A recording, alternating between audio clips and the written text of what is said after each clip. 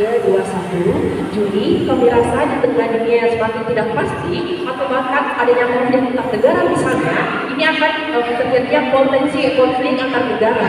Sehingga pertahanan yang kuat yang ada di negara Indonesia itu butuh wajib militer untuk memastikan bahwa adanya wajib negara yang memastikan adanya militer itu sendiri ya. Pertahanan kita, kami rasa pertahanan kita itu terlalu bergantung pada militer yang aktif dan jumlahnya terbatas pada akhirnya. Maka dari itu, sudah saatnya kita melibatkan pemuda sebagai bagian dari solusi melalui sistem wajib militer. Tapi apa karakterisasi Polri pada hal ini? A. Wajib militer itu adalah program pelatihan militer dasar yang diwajibkan warga sipil usia tertentu. Misalnya dalam usia 18 hingga 21 tahun, tapi dalam hal ini mereka tidak wajib untuk melakukan wajib militer.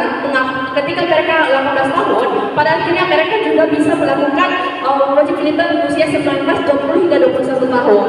Tapi apa mekanisme jaminan masyarakat setuju pada hal ini? Karena dalam Undang-Undang Dasar 1945 pada pasal 27 ayat 3 menyatakan bahwa setiap warga negara berhak dan wajib ikut serta dalam upaya pembelaan negara. Sehingga kami rasa dengan adanya wajib militer ini, masyarakat itu akan setuju dengan hal seperti ini. Juli, kemudian B, kemudian yang dimaksud ini usia yang produktif seperti yang saya katakan tadi, di mana ia usia 18 hingga 21 tahun. Oleh karena itu, wajib militer di sini itu bukan berarti semua pemuda harus menjadi tentara atau bahkan mereka diwajibkan langsung terjun ke dunia tentara atau bahkan militer. Tapi program ini berfokus pada pelatihan dasar misalnya, yang dimana mereka diajarkan terkait disiplin waktu, kerjasama tim serta tanggung jawab bencana dalam pertahanan nasional. Sehingga kami rasa ketika adanya pertahanan nasional seperti bencana alam yang terjadi di negara Indonesia, ada pemuda yang siap untuk terjun langsung ke dalam dunia ini. Itu ketika wajib militer itu tidak kami rasa tidak seperti itu. Artinya wajib militer ini bisa dirancang se-inklusif mungkin dan adaptif terhadap kebutuhan individu masing. Ini bukan terkait semata-mata bagaimana adanya pelatihan misalnya, tapi kita terjun di dalam dunia status quo, di mana di dalam global saat ini itu adanya tantangan yang semakin tidak adil atau bahkan mulai dari konflik global atau regional. Contohnya Laut Cina di selatan atau adanya ancaman radikalisme, bencana alam, bahkan adanya perang siber. Di tengah situasi seperti ini, sistem pertahanan kita itu tidak cukup untuk bergantung pada TNI yang aktif saja. Sehingga kami rasa TNI yang aktif saja di Indonesia itu jumlahnya sangat terbatas, sehingga kita perlu merekrut kekuatan rakyat terutama pada generasi muda ini sendiri yang berumur 15 hingga 21 tahun. Pada akhirnya jumlah perekrutan aktif juga belum sebanding dengan wilayah yang ancaman yang dihadapi. Sementara itu, bonus demokrasi juga dianggap masih terjebak dalam gaya hidup konsumtif, dan kami rasa tanggung jawab itu ada di dalam masyarakat itu ada dalam diri masyarakat itu sendiri kepada negaranya. Padahal pada akhirnya negara kita tidak bisa terus menunda untuk membangun sistem pertahanan yang berbasis rakyat itu sendiri ya. Tapi Juli, ketika krisis itu datang tiba-tiba, kami rasa membangun kekuatan dari nol itu akan sangat terlambat pada akhirnya. Kenapa? Karena ketika bencana alam itu terjadi, ketika adanya perang siber yang akan terjadi, dunia pemuda tidak akan bisa langsung terjun kecuali mereka benar-benar telah mengetahui bagaimana ketidakadilan pasti itu. Juli, misalnya negara-negara Korea Selatan, Singapura, bahkan Israel membutuhkan wajib militer membuat mereka selalu siap dalam kondisi darurat. Ketika kita tidak bercermin kepada negara seperti itu, tentunya wajib militer yang ada di negara Indonesia itu dianggap lemah. Kenapa? Karena mereka tidak adanya kesiapan untuk terjun langsung ke dalam dunia yang apa diinginkan. Juli, di sisi kami juga akan membuktikan bagaimana satu, wajib militer itu memperkuat pertahanan nasional. Dua, wajib militer bermanfaat bagi pembuktian karakter pemuda.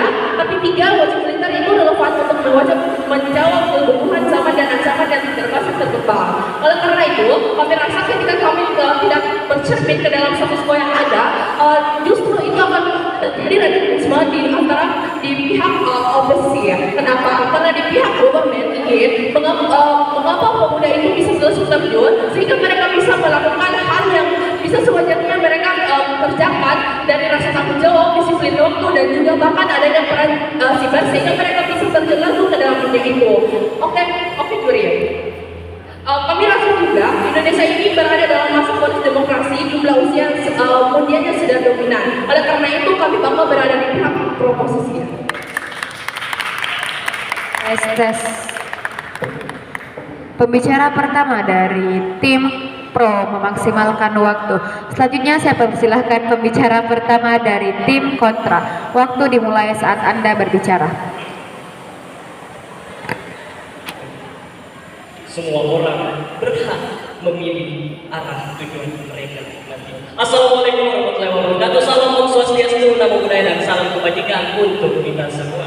Dewan Jurang terhormat, moderator, timekeeper, para pengamat konstitusi, praktis dan akademis yang berkesempatan hadir pada perdebatan kita pada pagi hari ini. Dewan Jurang terhormat, mosi perdebatan kita pada hari ini yaitu Dewan ini percaya bahwa wajib militer untuk pemuda Indonesia perlu diterapkan sebagai bagian dari pertahanan negara. Dan kami hadir menolak tegas dan lugas mosi perdebatan kita pada hari ini. Sebelum memasuki ke angka argumentasi kemenangan kami yang lebih komprehensif, ada pula latar mengapa mosi tersebut timbul di era yang sekarang, yang dimana sering dianggap menjadi era yang diambang perang dunia ketiga, dan mungkin ini menjadi kekhawatiran tim Pro untuk menyetujui mosi pengadaan wajib militer. Tetapi Dewan Juri yang terhormat, kita semua perlu mengetahui bahwa pengadaan wajib militer ini sama saja melanggar hak asasi manusia yang sesuai dengan landasan argumen kami yaitu pasal 28C yang berbunyi hak mengembangkan diri, dapat pendidikan, ilmu pengetahuan, dan teknologi. Dewan Juri yang terhormat, urgensi kami penerapan militer bagi pemuda Indonesia bukanlah sebuah urgensi mendesak yang diperlukan oleh pertahanan negara. Indonesia saat ini memiliki kekuatan militer profesional yang terus dimodernisasi dan kapasitas pertahanan sipil yang dapat ditingkatkan tanpa memaksakan wajib militer. Sekali lagi saya tegaskan, tanpa memaksakan wajib militer. Dewan Juri terhormat, fokus harusnya pada penguatan kualitas dan spesialis Tentara Nasional Indonesia serta pemberdayaan komponen secara sukarela, bukan pada mobilitas massal yang berpotensi membebani negara yang menghambat perkembangan potensi individual. Daripada kita fokus kepada mengadakan wajib militer yang bahkan semua orang punya atau berhak untuk memilih arah tujuannya, kita memaksa. Ini sama saja untuk melanggar HAM. Dewan Juri terhormat, status quo yang kami bawakan, Kepala Dinas Penerangan Tentara Nasional Indonesia Angkatan Darat Brigjen TNI Wahyu Yudayono mengatakan bahwa pada tahun 2025 TNI AD terus melakukan modernisasi alutsista dan peningkatan profesionalisme prajurit dengan fokus pada kekuatan adaptif dan responsif terhadap ancaman cyber dan hibrida. Berdasarkan data Kementerian Pertahanan, anggaran pertahanan diproyeksikan terus meningkat, memungkinkan investasi pada teknologi dan pelatihan khusus. Program bela negara sukarela meskipun belum masif telah diinisiasi dan dapat dioptimalkan. Status quo menunjukkan bahwa pertahanan negara sedang berevolusi ke arah yang lebih modern dan efisien, dan ini membuktikan bahwa kita sebenarnya tidak wajib untuk mengadakan wajib militer. Dewan Juri terhormat, landasan argumen kami, penerapan wajib militer dapat melanggar hak asasi pemuda atas pendidikan dan kebebasan memilih karir, serta berpotensi menjadi bentuk eksploitasi tenaga kerja. Solusi yang lebih tepat adalah penguatan komponen cadangan dan pendukung secara sukarela pendidikan bela negara yang terintegrasi dalam kurikulum formal dan non formal. Aksinya, pemerintah mengalihkan anggaran potensial wajib militer ke program pelatihan bela negara sukarela yang spesifik dan relevan, serta peningkatan kesejahteraan dan profesionalisme TNI. Prosesnya kolaborasi antara Kementerian Pertahanan, Pendidikan, dan Ketenagakerjaan untuk menyediakan sertifikasi keterampilan yang relevan bagi peserta sukarela. Dan dampaknya apa? Dewan Juri terhormat, terbentuknya individu-individu yang berdaya saing, berkesadaran bela negara tanpa paksaan. Sekali lagi saya ulangi, tanpa paksaan, dan pertahanan negara yang tetap kuat melalui spesialisasi dan efisiensi, bukan kuantitas. Dan kami memberikan beban pembuktian kepada tertawan. Pertama, bagaimana tim proposisi bisa menjamin saat wajib militer pada usia 19 sampai 21? Bagaimana pendidikan dan pekerjaan mereka? Apakah ini sama saja kita bisa melangkai pendidikan dan pekerjaan mereka? Dewan Juri terhormat. Yang kedua, bagaimana tim proposisi meyakini anggaran wajib militer cukup dan daripada kita melakukan wajib militer yang belum tahu apa output yang jelas, mending anggaran yang kita bakar untuk mengadakan wajib militer ini kita alihkan kepada penguatan militer kita tersendiri. Maka menjadi tim kontra. Terima kasih.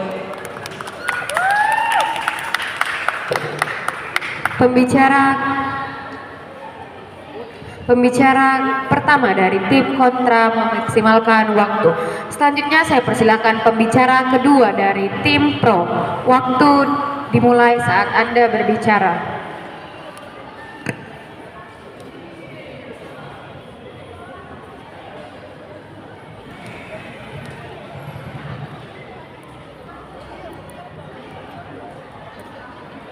Beberapa respon terhadap oposisi. Satu, mereka bilang terkait HAM dan juga berhak memilih. Tapi kami rasa untuk undang-undang yang sudah diatur dan dibawakan oleh Rakyat itu sudah jelas bahwa yang pertahanan bukan terkait sukarela atau melanggar hak asasi manusia, karena kami akan buktikan yang tidak akan mengganggu pendidikan serta pekerjaan mereka.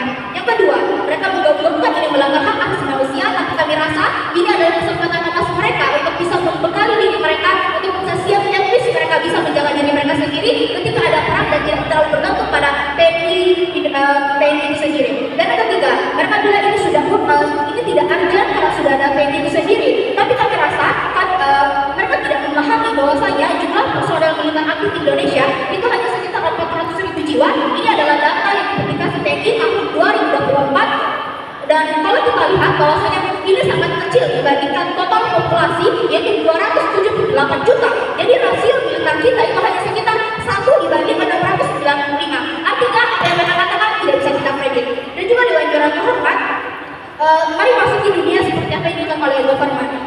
Beberapa kontribusi saya sebagai pembicara kedua. Poin A, saya akan buktikan bahwa kenapa ini perlu. Satu, ini adalah kebutuhan objektif karena Indonesia adalah negara rawan secara geografis dan juga geopolitik. Indonesia itu bukan hanya luas secara fisik, tapi dia juga berada di posisi yang sangat strategis, sekaligus rentan dalam tataran geopolitik dunia. Dengan lebih dari 17.000 pulau yang tersebar luas dari garis pantai sepanjang lebih dari 95.000 km, Indonesia menghadapi tantangan pertahanan yang unik dan juga kompleks. Negara ini harus menjaga wilayah mereka baik dari segi darat, laut, udara secara bersamaan. Secara geopolitik, Indonesia juga berada di persimpangan strategis Indo-Pasifik yang kini menjadi medan persaingan pengaruh antara Amerika Serikat dan juga Tiongkok, khususnya di kawasan Laut Natuna Utara yang sering menjadi sumber ketegangan. Dan juga Dewan Juara terhormat, jadi apa outputnya di pihak pemerintah? Wajib militer akan menjadi jalan tengah untuk menghadirkan pasukan cadangan yang tersebar secara geografis dan terlatih secara geografis. Silakan. Dewan Juara yang terhormat, bagaimana tim oposisi bisa meyakini hasil orang-orang dari wajib militer cukup berkualitas untuk menjaga ketahanan Indonesia? Karena Indonesia bukan negara yang bodoh, tentunya karena mereka butuh untuk pertahanan mereka mengglorifikasi dan memberikan pelatihan yang sangat maksimal. Dan juga saya akan jawab kenapa mereka akan tetap siap meskipun mereka tetap rehat beberapa tahun. Oke, saya lanjut. Kedua, ini mempersiapkan ketahanan nasional jangka panjang. Karena ketahanan nasional itu tidak bisa dibangun hanya lewat pembelian alat utama sistem senjata atau alutsista yang seperti yang mereka gaungkan, atau pembangunan markas militer saja misalnya. Inti pertahanan adalah rakyat yang siap siaga. Karena aspek yang lebih luas dari sekadar taktik tempur seperti kedisiplinan, di mana ini adalah dasar profesionalisme yang bisa diterapkan dalam kehidupan sehari-hari, dan juga tanggung jawab kolektif, kemampuan survival dalam kondisi yang sangat kritis, kerja tim lintas latar belakang, dan pengendalian emosi, serta mental resilience. Ini bukan hanya berguna saat perang, tapi sangat krusial dalam menghadapi bencana alam, cyber attack, krisis energi, hingga kerusuhan sipil, seperti di mana pada saat Korea Selatan saat pandemi COVID-19, cadangan mereka itu mampu mengarahkan pasukan wajib militer untuk logistik medis, distribusi alat pelindung diri, hingga pengendalian distribusi bahan pokok. Ini buktikan bahwa pelatihan militer itu bisa punya fungsi sipil yang sangat besar ke depannya. Dan juga Ukraina itu mampu melalui invasi Rusia dengan cepat karena sebagian besar warga sipil mereka sudah pernah menjalani pelatihan militer. Jadi bayangkan kalau Indonesia mengalami bencana, silakan. Baik saudaraku, bagaimana hal tadi sudah mengatakan dengan adanya pemuda-pemuda yang mendapatkan pendidikan wajib militer, apakah hal tersebut dapat diiringi dengan adanya globalisasi yang membutuhkan tingkat profesionalisme yang tinggi? Terima kasih. Kami rasa sudah terjawab karena mereka tetap diajarkan secara profesionalisme karena itu adalah tugas dari bagaimana militer itu dibentuk. Ini adalah bentuk pertahanan, jadi segala kekhawatiran yang akan ada, baik dari cyber attack atau bahkan dari serangan fisik, itu kan tetap yang dilatih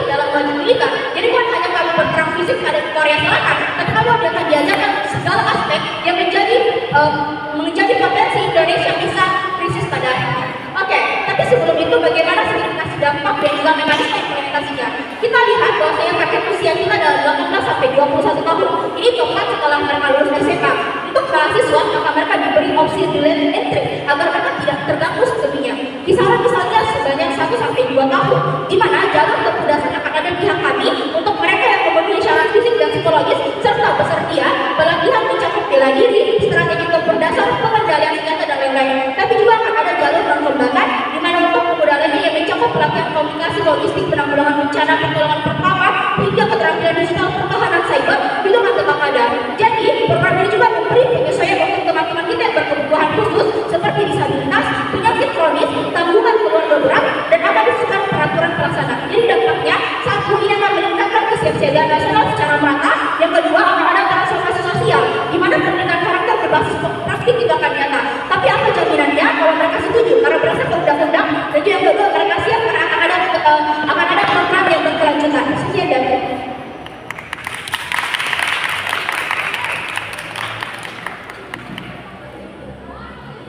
tes. Pembicara kedua dari tim pro memaksimalkan waktu. Selanjutnya saya persilakan pembicara kedua dari tim kontra. Waktu dimulai saat Anda berbicara.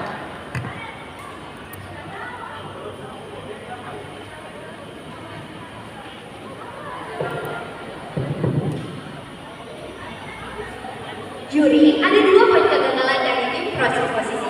A, mereka mengatakan bahwa militer hanya sekitar 870.000 sekian. Namun bukankah ini adalah salah satu hal yang mendukung posisi kami? Karena apa? Kami telah menyarankan bahwa anggaran yang harus dialokasikan sebagai wajib militer itu kita gunakan sebagai salah satu pemberdayaan militer. Kita bisa menambah kualitas militer dengan orang-orang yang memang memiliki minat kepada militer, bukan mewajibkan militer. Dengan ini, bagaimana ketahanan Indonesia akan jauh lebih baik nantinya. Dua, mereka menyatakan bahwa ini akan melakukan pelatihan yang maksimal sehingga akan menjamin bagaimana kualitas orang-orang yang wajib militer. Namun, ini akan dilakukan setelah lulus SMA. Juri, perlu kita sadari bagaimana standar atau mekanisme apabila orang lulus SMA akan melanjutkan bagaimana mereka minat ke perguruan tinggi kah, kedinasan kah, atau lanjut bekerja. Bukankah dengan wajib militer setelah lulus SMA ini akan membatasi mereka menuju jenjang karir mereka selanjutnya, khususnya bagi yang akan melanjutkan ke perguruan tinggi, bukan hanya Indonesia, namun juga luar negeri.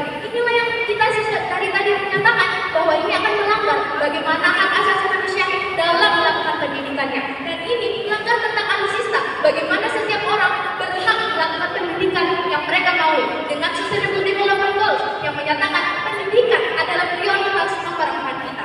Dewan juri yang terhormat, masih itu bagaimana argumentasi kemenangan kami. Yang pertama tentang bagaimana beban ekonomi dan sosial yang sangat besar. A, pemerintah akan mengeluarkan beban ekonomi yang besar. Karena apa? Karena mereka harus mendanai bagaimana pelatihan, makan, dan asrama yang akan ditempati oleh orang untuk wajib militer. B, anggaran untuk pelaksanaan akan sangat-sangat besar. Perlu kita sadari tentang APBN Indonesia hanya bisa menyokong 20% pembangunan infrastruktur. Kami mempertanyakan dana mana yang dari tadi tim proposisi akan diberikan untuk melakukan wajib militer. C, dampaknya bagaimana infrastruktur Indonesia, bagaimana pembangunan lain di Indonesia apabila wajib militer ini harus dikerahkan. Perlu kita sadari anak muda di Indonesia bukan hanya 1 juta 2 juta, namun sangat amat banyak di wajib yang terhormat. Anggaran mana yang akan mereka gunakan? Silakan saudari. Terkait anggaran kami rasa bukan masalah pemerintah karena mereka sudah punya cukup alokasi dana. Jadi kami rasa kalau kita mengoptimalisasi tanpa adanya korupsi dan lain sebagainya dengan juga alokasi yang semestinya itu tidak akan membebani APBN karena kita tahu sadar kita berjumlah banyak, kita sudah membayar pajak yang sangat banyak. Jadi apa yang ada di negara itu dana yang sangat banyak juga. Baik, terima kasih saudariku. Namun juri, bukankah ini telah kami jelaskan dalam solusi kami bagaimana anggaran yang dimaksimalkan akan dialokasikan tentang bagaimana militer di Indonesia bukan hanya satu, namun ada TNI dan kepolisian serta BRIMOB. Ini yang harus kita alokasikan. Memasuki argumen kedua kami mengenai pelanggaran HAM. Siapa yang terkena? A, orang yang melakukan mobil. B, bagaimana mekanismenya? Seperti yang telah kami sebutkan dari tadi tentang orang yang akan diwajibkan militer akan setidaknya akan kehilangan waktu 1 tahun hingga 2 tahun pendidikan mereka. Mereka akan terlambat untuk menuju ke perguruan tinggi, apalagi kedinasan yang memiliki batas. Kami melemparkan mekanisme apabila wajib militer tidak dilakukan. Bagaimana pendidikan Indonesia akan tetap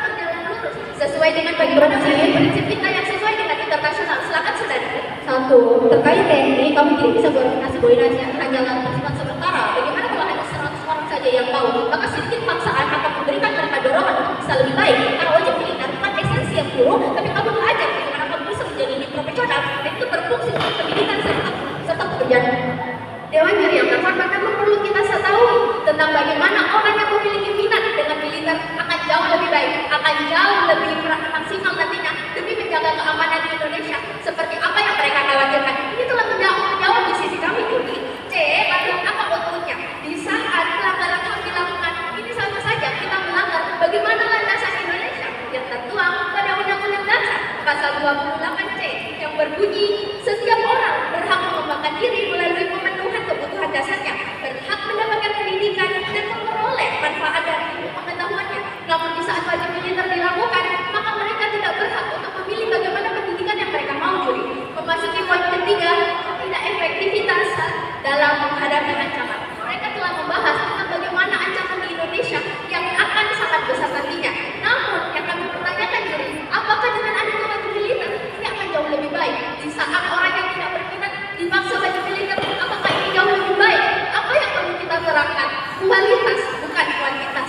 Indonesia memang militernya masih sedikit. Bukankah ini salah satu tanda bahwa anggaran yang harus kita lakukan pada wajib militer harus kita alokasikan untuk bagaimana militer-militer yang sesuai formal standar Indonesia harus kita berdayakan melalui penambahan anggotanya atau bahkan peningkatan kualitas melalui aspek cyber. Dengan ini, Juri, sekali lagi, apabila wajib militer tetap dipaksakan, ini akan menambahkan output yang bahkan kami masih bertanya-tanya apakah ini benar-benar akan menghasilkan output atau feedback yang setara dengan pengeluarannya yang sangat amat besar ataukah tidak. Namun apabila wajib militer ditunda, ini akan menunjang bagaimana pendidikan di Indonesia yang sesuai dengan prioritas Sustainable Development Goals nomor 4, yaitu pendidikan. Dengan ini kami bangga menjadi tim kontra dan akan dilanjutkan oleh pembicara ketiga kami. Terima kasih.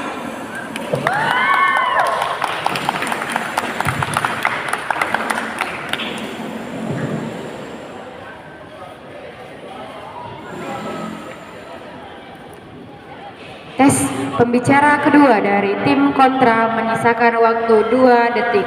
Selanjutnya saya persilahkan pembicara ketiga dari tim pro. Waktu dimulai saat Anda berbicara.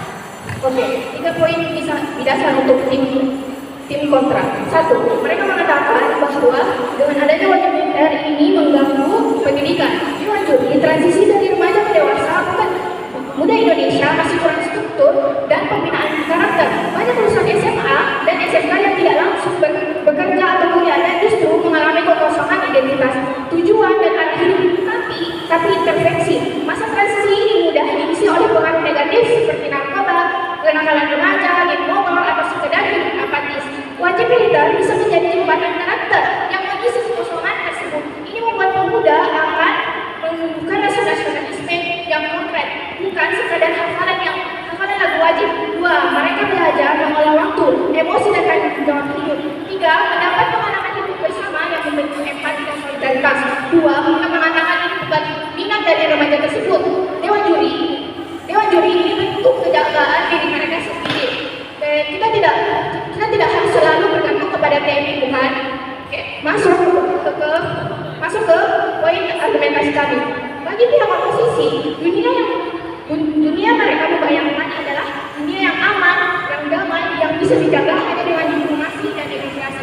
Mereka pikir bahwa pertahanan negara akan cukup dibebaskan pada personel militer aktif saja.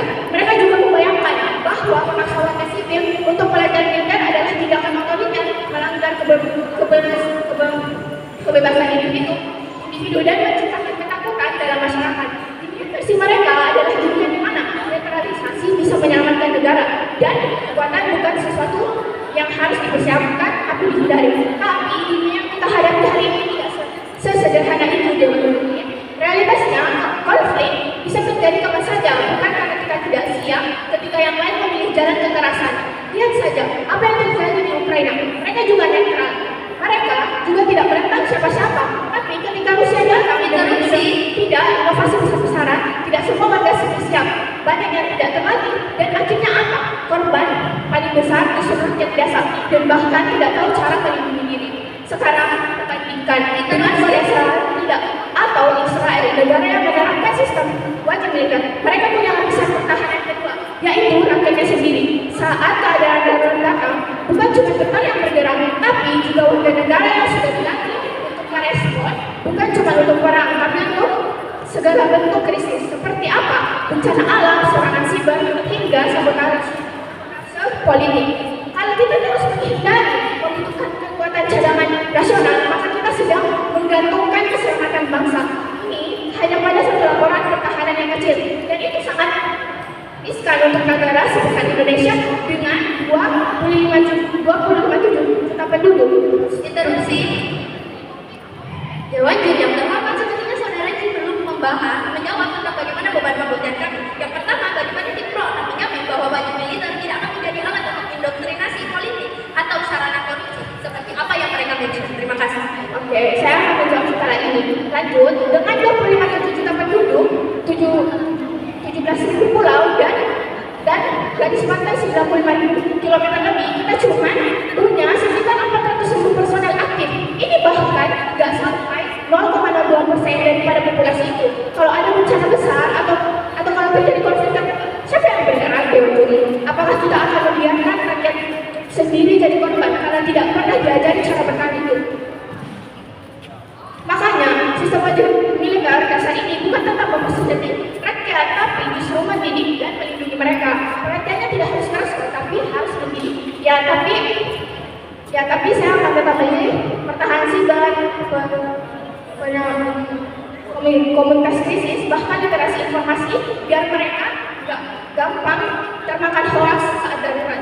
Misalnya, ketika banjir besar melanda Kalimantan, atau kita sering lihat lewat kebingungan karena tidak terkoordinasi. Bayangkan kalau mereka sebelumnya sudah ikut wajib militer dasar, mereka tahu sistem evaluasi, tahu bagaimana menyelamatkan anak-anak, tahu siapa yang harus diutamakan dan kapan harus bertindak. Itu bukan militerasi, itu pengalaman nyawa. Oke, terhadap apa yang telah diinstruksikan oleh kawan, ada asas sisa yang menjamin HAM pilar 1 ini direalisasikan,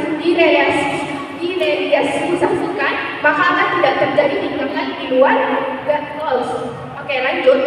Pihak oposisi mungkin bilang, bukankah kita bisa melatih mereka lewat pelatihan sipil, tapi pelatihan sipil tidak punya kerangka komando nasional. Tidak ada sistem satu arah di Sabang sampai Merauke yang membuat orang-orang itu bisa bergerak sebagai SDM kesatuan. Enggak menjadi pihak. Yes. Pembicara ketiga dari tim pro memaksimalkan waktu. Selanjutnya saya persilakan pembicara ketiga dari tim kontra. Waktu dimulai saat Anda berbicara.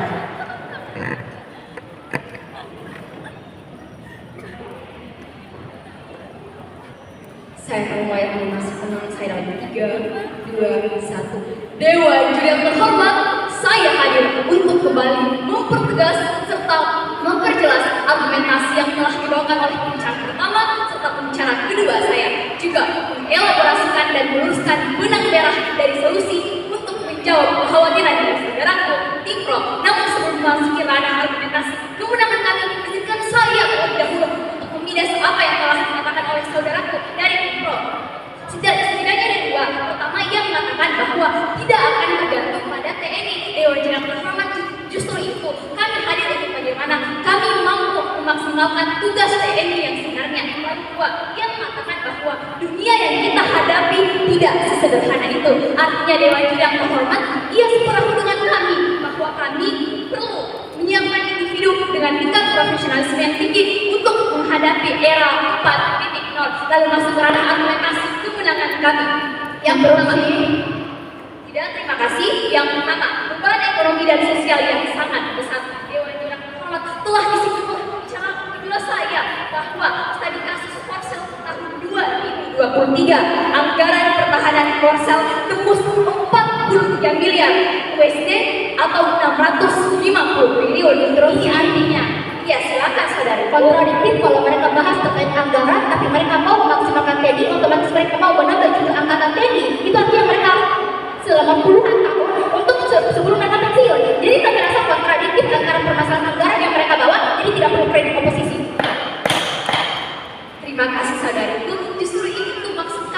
bagaimana anggaran harus digunakan untuk hal-hal yang memang perlu, saudariku. Dan kita tahu harus bahwa kami punya TNI dan Dewan Jurang Terhormat. Lanjut bahwa sadari bahwa Indonesia mempunyai jumlah pemuda yang jauh lebih besar, dan Dewan Jurang Terhormat saya yakin bahwa anggaran negara yang harusnya bisa kita alokasikan untuk sektor-sektor lainnya seperti pendidikan berkualitas, layanan kesehatan yang merata, maka sudah jelas bahwa pengadaan tidak terima kasih bahwa pengadaan wajib militer hanya akan menghambat pembangunan serta mengganggu produktivitas ekonomi nasional. Lalu yang kedua, Dewan Jurang Terhormat, potensi pelanggaran HAM dan gangguan pembangunan diri. Dewan Jurang Terhormat, kita perlu sadari bahwa ketika seseorang harus mengikuti wajib militer, dia berarti harus mengikuti hal tersebut, dan dari umur 19 tahun. Silahkan. Satu, dan ini biaya saudariku, sabarlah mendengarkan penjelasan saya. Lalu masuk Dewan Jurang Terhormat, bagaimana hal tersebut membuat individu tidak mampu memilih bagaimana seharusnya jalan yang mereka pilih. Seperti yang telah disinggung oleh pembicara kedua kami, bahwa bagaimana ketika seseorang misalnya di kuliah lanjut kedinasan, bagaimana Dewan Jurang Terhormat. Lalu yang ketiga yaitu ketidakefisienan dalam menghadapi ancaman modern. Dewan Jurang Terhormat, kita perlu sadar bahwa argumen bahwa wajib militer akan memperkuat pertahanan negara hanya ilusi semata, saudari. Perlu membuka mata. Lalu kenapa faktanya pertahanan modern saat ini menuntut spesialis yang tinggi dan profesionalisme. Dan selamat datang ke ranah solusi kami. Yang pertama adalah tentang bagaimana investasi prioritas pada profesionalisme teknologi pertahanan. Bagaimana prosesnya? Pertama, mengalihkan anggaran dana untuk modernisasi alutsista TNI, pengembangan teknologi pertahanan dan pelatihan spesialis tingkat lanjut bagi personal TNI. Dan sekali lagi saya tekankan bahwa bagaimana kita harus meningkatkan TNI kita. Lalu yang kedua itu perekrutan berbasis kompetensi. Artinya adalah bagaimana seperti yang tadi disinggung oleh cara kedua kami, bahwa kita harus memang mencari interupsi. Tidak, saudari. Ya silakan, saudariku. Satu, TNI dibiayai itu seumur hidup, bahkan ia dibiayai sekeluarganya. Atau dua, kalau tidak menjadi wajib militer, kami rasa cadangan TNI itu tidak akan siap menyelesaikan konflik atau ancaman yang terjadi di negara. Terima kasih, sepertinya saudariku tidak sabar lagi untuk mendengar bagaimana kelanjutan solusi dari kami. Dan poin yang kedua yaitu pemberdayaan sukarela pendidikan holistik. Dewan Jurang Terhormat, saya perlu tegaskan bahwa sekarang Indonesia bahkan kita sudah menerapkan kurikulum merdeka yang dimana ia telah menetapkan 5 dasar Pancasila, yang dimana itu telah melatih pendidikan karakter. Jika saudara itu khawatir tentang bagaimana nantinya generasi muda tidak lagi jiwa nasionalisme dan kedisiplinan, namun perlu disadari bahwa di sekolah sudah disediakan Dewan Jurang Terhormat, dan ini juga akan menghemat anggaran. Dan itu sesuai dari sejalan dengan apa yang telah dikatakan pembicara pertama serta pembicara kedua kami.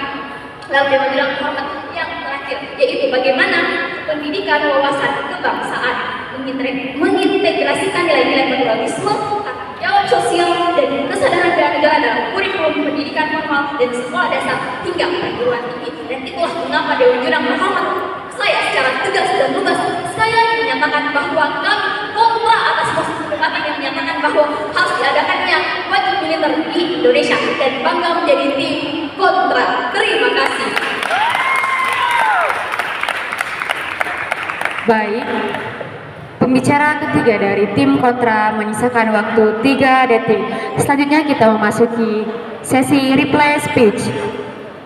Siap. Saya persilakan kepada tim kontra. Waktu dimulai saat Anda berbicara.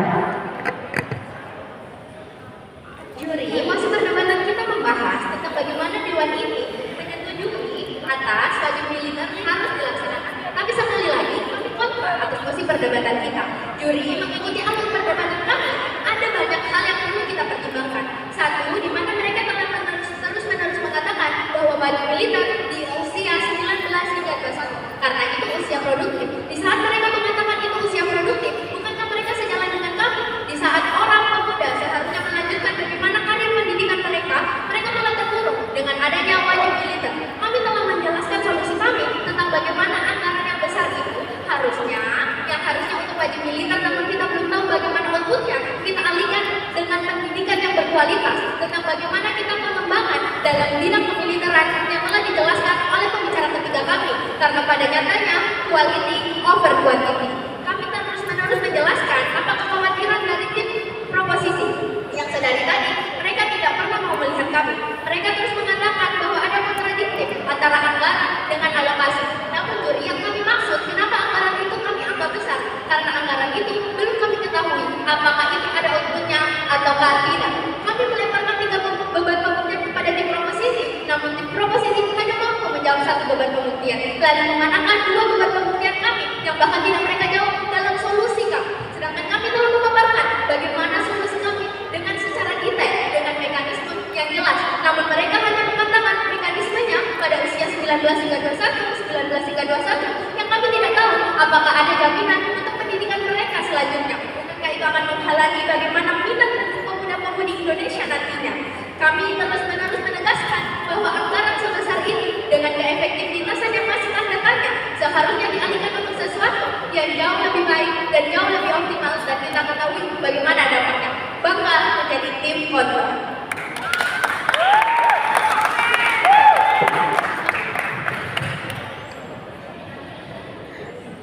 Replay speech yang disampaikan oleh tim kontra memaksimalkan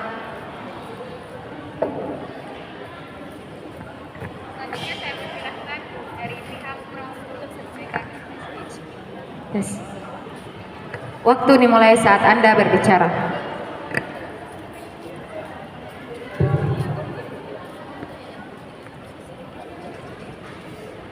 Beberapa hal yang dimenangkan oleh korban. Satu, terkait pertahanan militer, serangan cyber akan tetap termanifestasi di pihak proposisi karena kami melakukan wajib militer. Tapi yang kedua, kalau di pihak mereka mau sementara, kami rasanya tidak begitu relevan.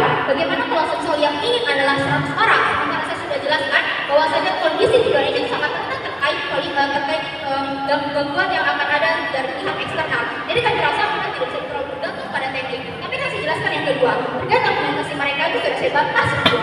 Pertama, terkait anggaran, mereka tidak paham bahwa alokasi anggaran itu sudah sangat cukup. Dana yang ada di pemerintah sudah sangat cukup kalau kamu tidak melakukan adanya korupsi dan lain sebagainya. Jadi yang perlu diperkuat adalah bagaimana signifikasi atau terkait alokasi anggaran itu bisa diperkuat. Dan juga menjalankan sudah ada aspek cita yang terkait adanya hak asasi manusia. Jadi kami rasa praktik anarkis itu tidak akan terjadi di pihak kami karena dalam usungan dari Presiden Prabowo Subianto. Dan juga terkait kewajiban termat mereka bila adalah hal yang membuang waktu. Tapi kami rasa mengisi kekosongan kamu selama 2 tahun bukan membuang waktu, karena kamu akan diisi terkait materi yang bisa kamu gunakan pada saat perang nantinya. Jadi kami rasa apa yang sudah kami jelaskan.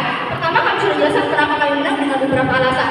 Pertama, istilah mereka itu kontradiktif. Mereka mau ada efisiensi anggaran, tapi mereka mau memaksimalkan TNI, di mana mereka harus membiayai keluarga mereka kalau mereka pergi bertugas misalnya. Dan kami rasa itu bukan bentuk efisiensi. Pun kalau mereka mau memaksimalkan, tapi mereka mau menambah jumlah TNI, di mana kamu harus menggaji mereka sampai mereka pensiun. Jadi kami rasa tidak ada efisiensi. Berbeda dengan kami, kamu melakukan 1 kali untuk serentak, itu bisa melakukan efisiensi karena kita bisa melakukan penyeragaman misalnya. Lagi pula tidak ada kerugian kalau kamu tidak ikut 1 sampai 2 tahun, karena kami sudah melakukan bahwa kamu yang mahasiswa akan ada program mentor di sendiri. Jadi tidak akan bagus dari kamu dan sudah dijelaskan sedari P2. Jadi dari beberapa alasan ini kami rasa dekat 1 lebih unggul.